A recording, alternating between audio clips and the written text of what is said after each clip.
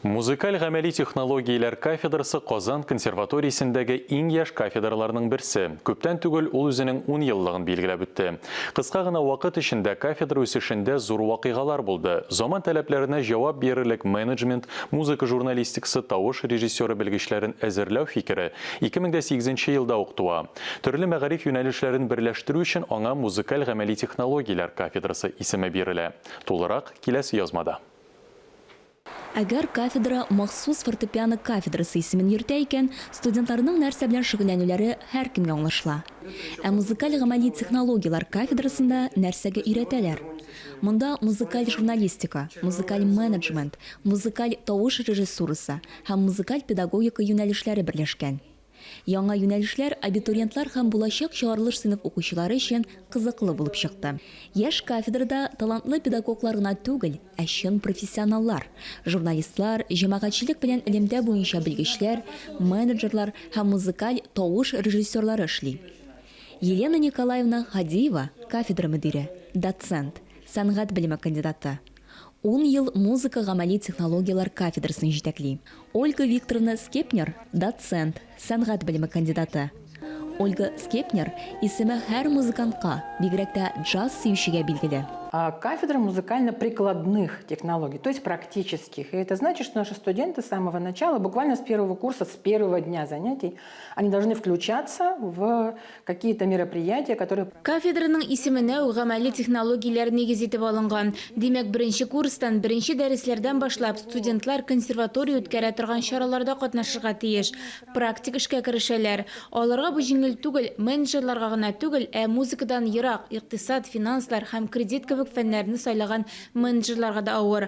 Аларга конференциядә кунакларны кабул итәргә, конкурсларны оештыруда катнашырга туры килә. Алар бу конкурсларны алып баралар, пресс-релизлар, консерваториядә узган концертлар турында да мәгълүматлар чыгаралар.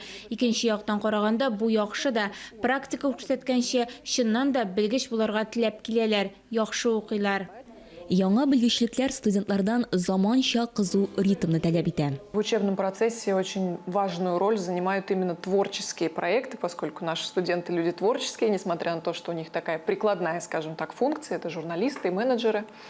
Одним из первых был проект, который... Уку процессында иҗади проектлар бик мөһим роль уйный, чөнки безнең студентлар иҗади кешеләр. Беренчеләрдән булып опера һәм балет академия театрының әдәби бүлек җитәкчесе Жанна Мельникова тәкъдим иткән проект булды.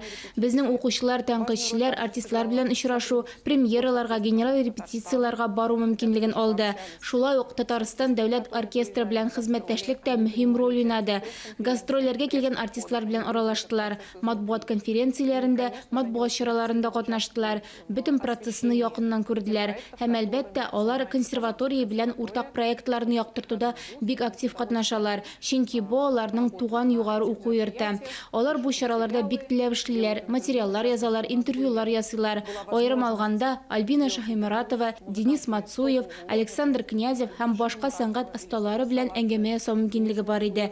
Бу бик мөһим стимул яшь авторлар, менеджерлар өчен көчле мотивация, чөнки алар нәрсәгә омтылырга, нәрсәгә якынаерга кирәклеген күрә. Музыкальный менеджмент, это, конечно, обладает своей спецификой, потому что музыкальный менеджмент предполагает, что создаются проекты. Музыка менеджментының үз спецификасы бар. Ул академик музыка өлкәсендә музыкаль проектлар булдыра һәм тәкъдим итә.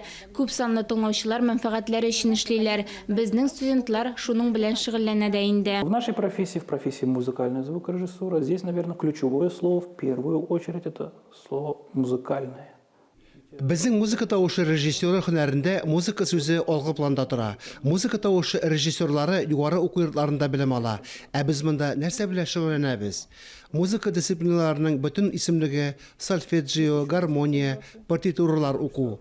Музыка тавыш режиссеры башкаручы белән әсәрне интерпретацияләү өстендә эшли, яхшырак уйнарга кирәклеген күрсәтә. Музыкаль гамәли технологиялар кафедрасы укытучылары эшендә Россия югары уку йортларында, Санкт-Петербург университетында, Мәскәү заманча сәнгать институтында, Казан федераль университетында булган традицияларга йөз тута. Конференциялар, мастер-класслар үткәрелә, әйдәп баручы музыка менеджерлары, журналистлар, тавыш режиссерлары чакырыла. Кафедраны тәмамлаучылар мәдәният идарәсендә, Татар опера театрында, Россиянең Зур театрында, Татар дәүләт филармониясында, Чабаксар шәһәрендә телевидениедә, Саранск, Ульяновск һәм башка шәһәрләр концертларында эшлиләр. Ә республикабыз шәһәрләре турында әйтеп торасы да юк. Яхшы белемнәр, берничә чит телне белү, күп кырлы эш тәҗрибәсе, булар барысы да чыгарылыш курс студентларына тормышта үз урыннарын табарга ярдәм итә. Айзилә Батырханова, Кадрия Мирсяпова, Тахир Хәсәнов, Татарстан яңалыклары.